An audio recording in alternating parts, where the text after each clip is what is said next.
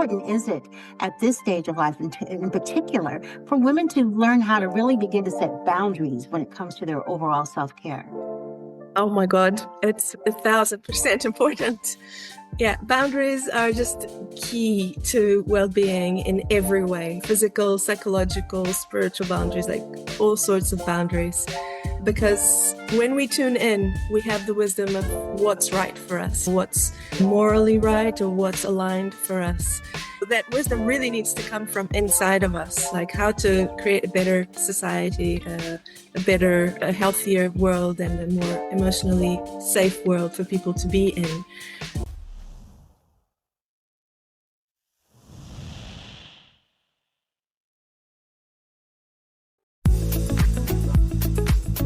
Hi, I'm Lynnis Woods-Mullins, and I love to help women to vibe, to be more vibrant, intuitive, beautiful, and empowered in midlife. So come on, let's vibe.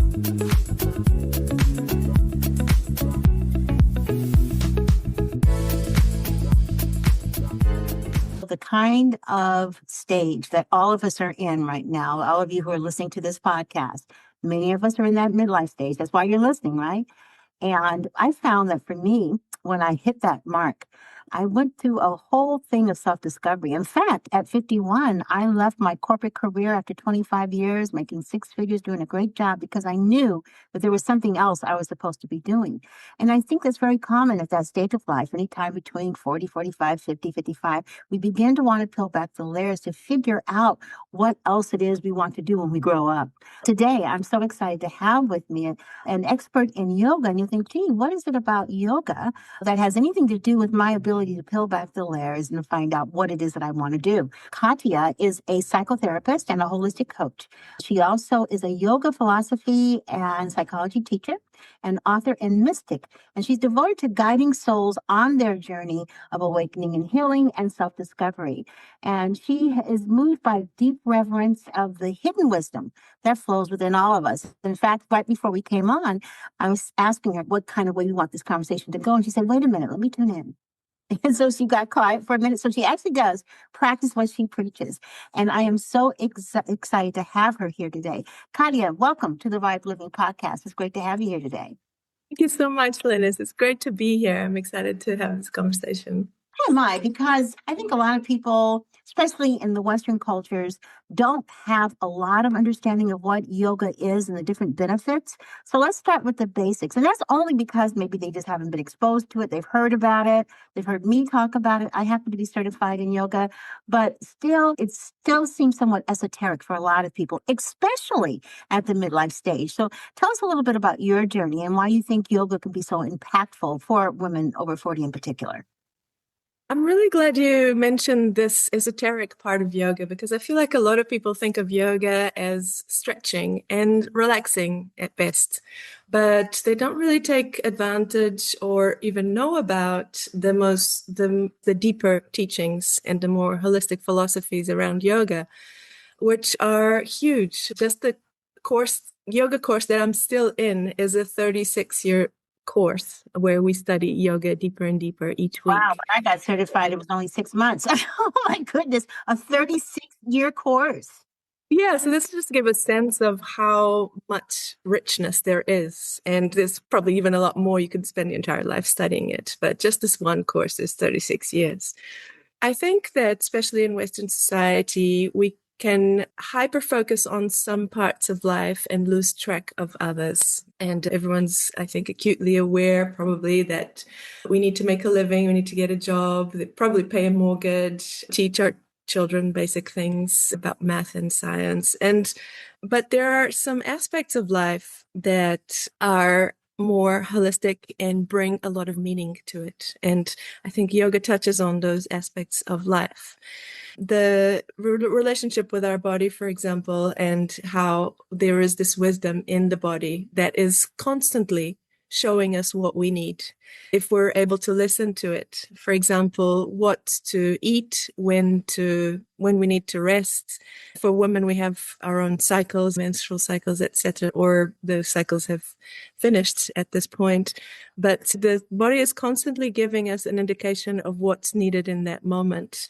And we've learned to shut down that wisdom because now it's time to pick up the kids, or now it's time to go to work, or we've aligned with the cycles of work and home and school or whatever, but we've forgotten our inner cycles. And our inner cycles are the ones that nourish us. And if we don't feel nourished and relaxed, we're not going to have the things that kind of make life more joyful and worth living, like the creativity, the inspiration, the life force, the passion.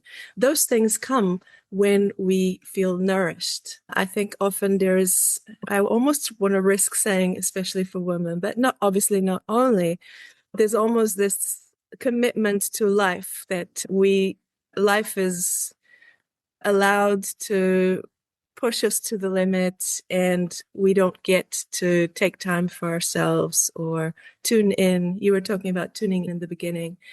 This aspect of tuning in is another element of yoga. Connect with your intuition. You have all the wisdom inside. Instead of listening to everything that's outside, the wife's opinion, the mother, the friend, the doctor, everyone else knows, so you just ask someone. But what about that wisdom that we have inside? Because we're all individual souls on their journey, and I'm not going to get the same answer as you because we're two different beings with two different soul journeys, right? So what is our spiritual journey? This connection with spirit. Why am I here? Who am I? Where do I come from?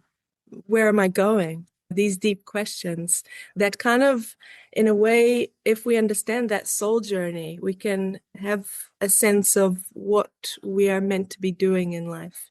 And there's things that give us clues, like the passions that we have or where we find inspiration. But often we shut down that inspiration or that intuition because you got to do what needs to be done. Go and do this now, and end up so depleted because of not listening to our bodies, to our intuition, to our inner guidance, that we're in survival mode, that our nervous systems are maxed out. There's a lot of discussion just recently. I've noticed an increase in buzz about the nervous system and how to reset the nervous system and how much the nervous system comes into play when it comes to midlife. We are almost always chronically stressed. We've experienced traumas by the time we get 40 and beyond. And many times, as the book says, the body keeps the score.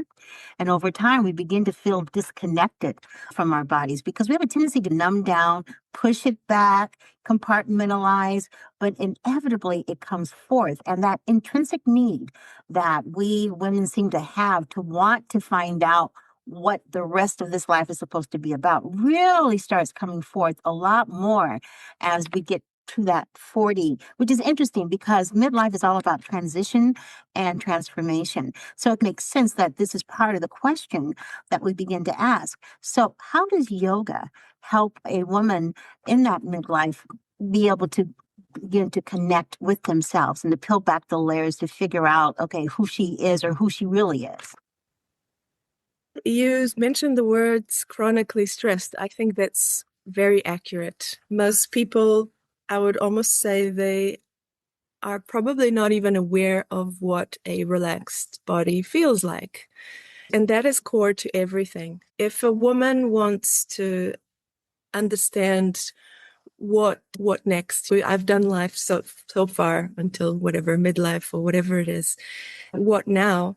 The first thing to do is that relaxation. Without a relaxed body, the system is under stress, and the hormones that are going through us are stress hormones around fear and doubt and disempowerment, the conditioning of society. I'll do what's safest, which is what everyone else is doing. So that doesn't give us the safety and the right nourishing environment for us to discover what next. There needs to be a safe container for anything to emerge. If a seed wants to grow, it needs the right earth, the right water, the right elements to come, or it simply won't flourish. Same for us. We need to create the right environment for us. And that's the right physical environment, the right emotional environment. Like, I guess, especially as a psychotherapist, I see so many people in relationships that don't serve them. And it's very almost astonishing how long we can remain in a relationship that deep down we know doesn't serve us. But we're doing it out of habit at this point, or it's too scary to change, to start something new, especially as you get older, the unknown starts to become a little bit more scary. We have less strength, or we doubt our motivation. And if you've been in a relationship for a long time, then a lot of people become a bit codependent and dependent on the other to provide things. And then we think we can't do it on our own. So all this doubt starts to kick in. And so this is why I think meditation is important, to create the internal environment where we have the spaciousness to reflect about our life and our passions, our goals, our dreams, and tune into, what do I want reality to be like? What would give meaning to my life? If I die next year, am I happy with what I've done with my life? Are there things that I've never done, dreams that I've never pursued? And I think death is such a tool for us to consider our lives and what we've done with them. And it's still surprising to me how people are faced with death and suddenly they get these realizations. Oh my God, what have I done with my life? I'm going to change everything. Why don't you think about death now? Yeah, and here in the States, death is avoided. The discussion on death is avoided like the plague. The discussion on aging is avoided like the plague. It's a pseudo-aging discussion. It's more about how to keep looking younger, even though you're getting older.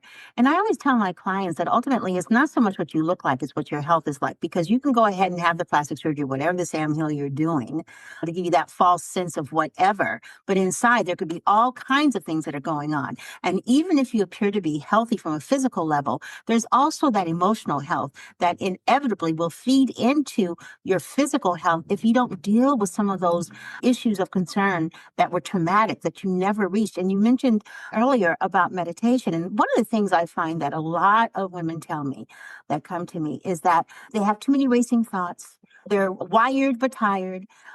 They can't slow down enough. Or I think also there's a fear of being quiet enough to hear what's really going on, what's really going to come forth. So how do you help people to begin that meditation process? Yeah, that's a really good question too. And I think a lot of people are imbalanced in some way. So this is actually a Gnostic teaching, which is another esoteric tradition, but we have three centers: physical, emotional, I guess psychological, and mental. So let's think about this as just physical, emotional, and mental. And if we put too much energy into one of those centers, and these days it's usually the mental center, because we got to think about all these things in the complexity of life. I've got to do this, I've got to do that, and think about this. And so the mental center starts to become too activated. And it depletes the other two. It depletes the physical and the emotional, and then people are just exhausted, physically and emotionally exhausted.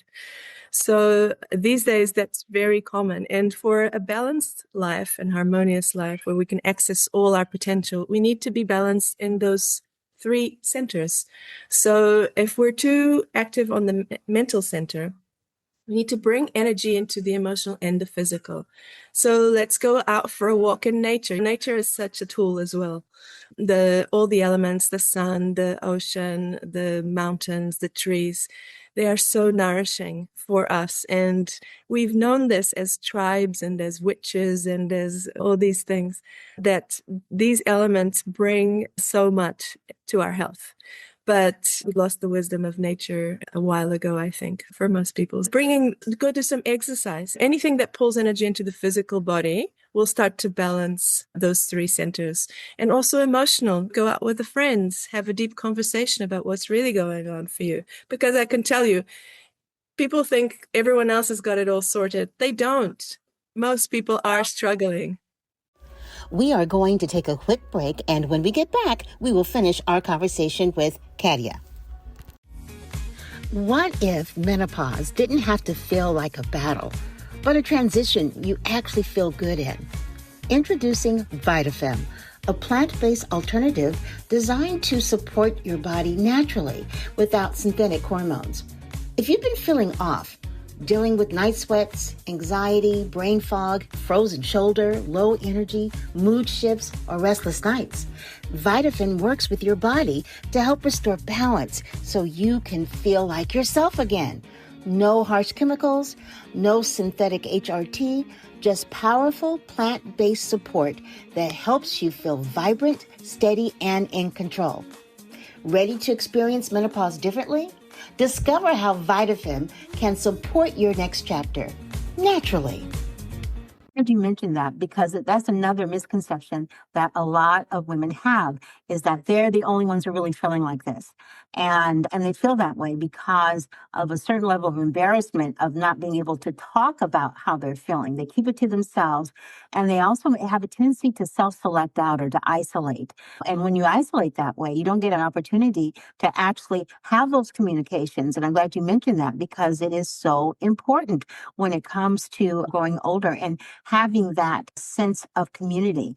And when you mentioned the physical, the emotional, and the spiritual, basically you're saying, it sounds like to me, that we want to take a holistic approach to life instead of focusing on one thing. What's a good way to begin that process of approaching things holistically?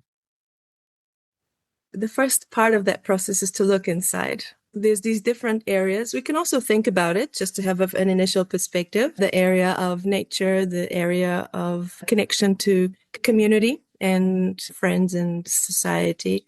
We used to have tribes. Now we don't have tribes anymore. A lot of people are isolated. So yeah, connection with our emotions, our connection with ourself, our spirit, or for some people, there's a different type of spirituality, more like a religion. However, whatever makes people feel connected with something deeper. Yeah, connection with ancestors as well, which is also a huge loss in, I think, our culture, is that we start to see old people as useless. Whereas there's been, up until not that long ago, we would see them as elders. They have more wisdom. They have life experience. They have so much to bring. So there was a role for those people and they were highly respected. But yeah, we've again lost that a little bit. Connecting with those, so just making sure that all those aspects are there, right? Then there's looking inside. Meditation is really good because when we meditate, there is a pathway to our subconscious that gets opened. And in our subconscious lies the wisdom about everything that we are, everything that exists. Our soul wisdom is there. And so through tuning in and meditation, those answers can come. And some people are very focused externally, like what others are doing, what others are saying. This doesn't really usually contribute to holistic health, because everything others are doing is outside our power, is outside our sphere of influence. And often these days, it can just create a lot of distress. I have a lot of people around me and clients and everything who are very distressed about the state of the world and what on earth is going through the minds of this. Out of our control in the first place. I always tell my clients all the time that we are the captain of your own ship, your life, your body, your soul, your mind, all the things that make you who you are. You're in charge of that. You may not be in charge of anything else, but that piece you can. And within that, you can begin to devise your own bubble of what's important to you to protect yourself, to set boundaries. Tell us a little bit about that. How important is it at this stage of life in particular for women to learn how to really begin to set boundaries when it comes to their overall self-care? Oh my God, it's 1,000% important. Yeah, boundaries are just key to well-being in every way. Physical, psychological, spiritual boundaries, like all sorts of boundaries. Because When we tune in, we have the wisdom of what's right for us, what's morally right or what's aligned for us. And often the world is in such a state that what's happening around us is not really aligned with anyone's soul in a lot of places. So that wisdom really needs to come from inside of us, like how to create a better society, a better, a healthier world, and a more emotionally safe world for people to be in. And so we rely on each individual to change themselves and to find that way of living that is more peaceful, more compassionate, more connected, instead of looking outside. But when we do that and we change into that person who's more aligned, etc., the world starts to push back and say, hey, this is not the way other people are doing things. This is wrong. This is weird. And so it takes a lot of strength to go, I don't care about what the world is doing. Half the world is depressed, another half is anxious. The statistics are there. They're obvious. How many people are taking their own lives? The world is in a condition that is outrageous. There's very few people that have no mental health issues. So we're not doing it right. So don't be afraid to be different. And when you're different and people push back and say, why aren't you being that same person you've been all these years until now? You can say, I'm the creator of my own life.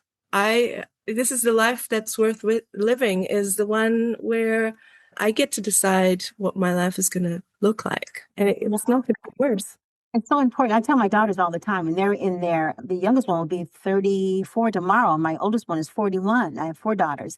And I tell them, if you can learn the concept of being true to yourself and setting boundaries, putting your self-care first, and stop being outer directed for your validation at this stage in your life, you are so far ahead of the game, because I didn't really arrive there myself until I started going through the symptoms of menopause and finding a need to take care of myself in a different way, because my body requires something different.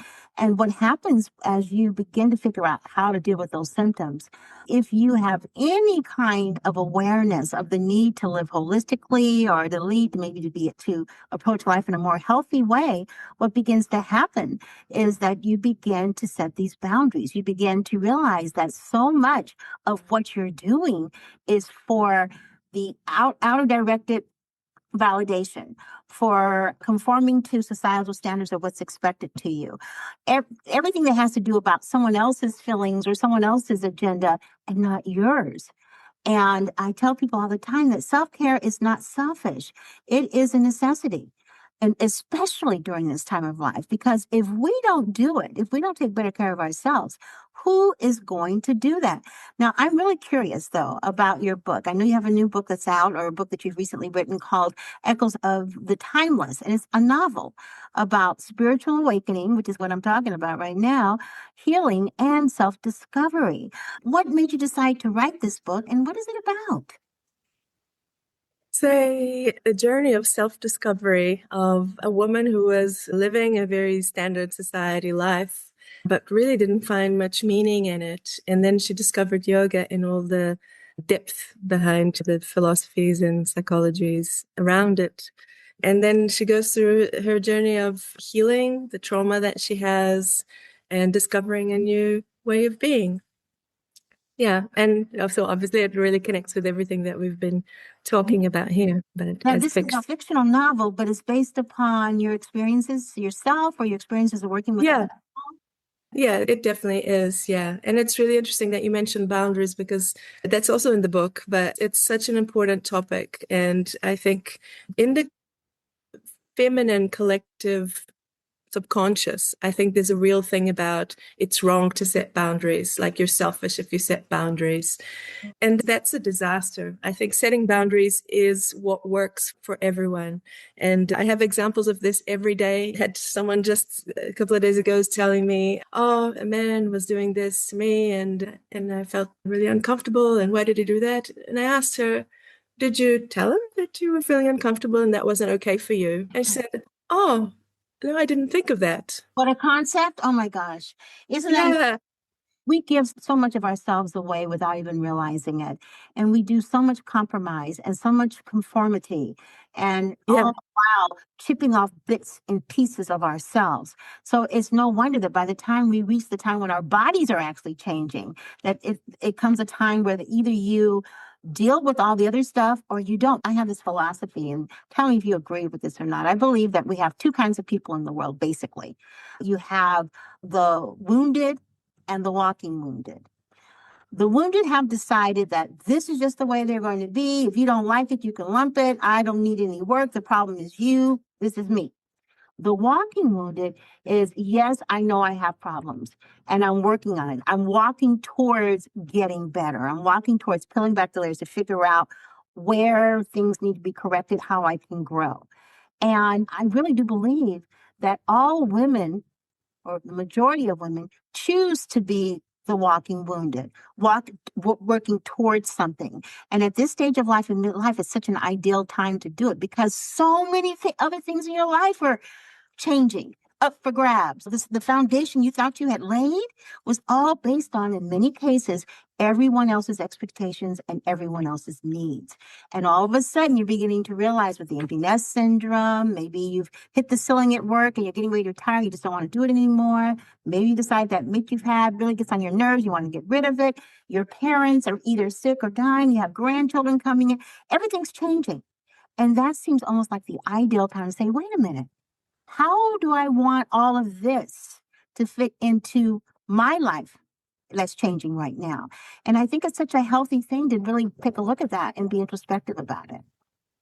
That is so true. I think what you're talking about there is almost, I would consider the key concept in personal development, which is victim mentality versus empowerment. If you think you're a victim of your reality and it's because your boss acts like this, or it's because you're like this or that, blaming brings nothing to our spiritual growth and our personal and psychological growth. When people realize their power, they start to enter the empowerment side of the spectrum. And we start to understand things a bit deeper. If we start to embody what we really want in life, this, whatever it is, if we start to vibrate, this is a yoga concept as well, but start to vibrate a specific attitude and a specific way of living, then we will no longer attract those kinds of things in people. So we need to change ourselves. And when we change ourselves, our reality around us changes. And I've experienced this so many times in my life, and I see this every day in my clients, in my friends. It's when we shift something internally that it unblocks the reality around us as well. And that's empowering. Yeah, I'm so glad you mentioned that, Catia. That's a whole other conversation about all the blocks. You hear about energy blocks and things, but all the blocks we put up ourselves without even realizing it, thinking based upon our life experiences and based upon the trauma that we never worked through, we have a tendency to stop ourselves and sometimes to be our own worst enemy when it comes to moving forward. But I think everybody that's listening to this podcast, you need to go ahead and get the book and to read about this novel, The Echoes of the Timeless. It's interesting because I think all of us understand the concept of spiritual awakening, the concept of healing, and the concept of self-discovery. But not very many of us know exactly where to start. All we need to know is that we want to do something towards it. So I'm recommending that you guys take a look at the book and read it. Catia, thank you so much for being on the V.I.B.E Living podcast. It's been wonderful having you here today. Thank you so much. Thank you so much, Lynnis. And I just want to say that us women, I think we're natural healers. We're naturally intuitive and we're naturally wise. And if we can just awaken to that fact and start trusting ourselves more and empowering ourselves more, we will actually make the world a lot better and not worse. So don't be afraid to be more yourself is my final message. And thank you for listening. You're welcome, and I love that. That's right. Bottom line, if we all ruled the world, if women ruled the world, we'd be in a completely different place. That's my goal. That's for sure. Thank you so much, Catia, for being here. And thank you to all of you to listening. I love it when we have such wonderful topics such as this because midlife is an adventure. And my goal is to be able to bring experts to you that are going to help you think, maybe help you make some life changes, maybe even have some aha moments so that you can have more vibrancy, better intuition, more beauty, and empowerment so that you can vibe. Thanks so much for listening. Have a fantastic day. And don't forget to vibe. Bye-bye, everybody.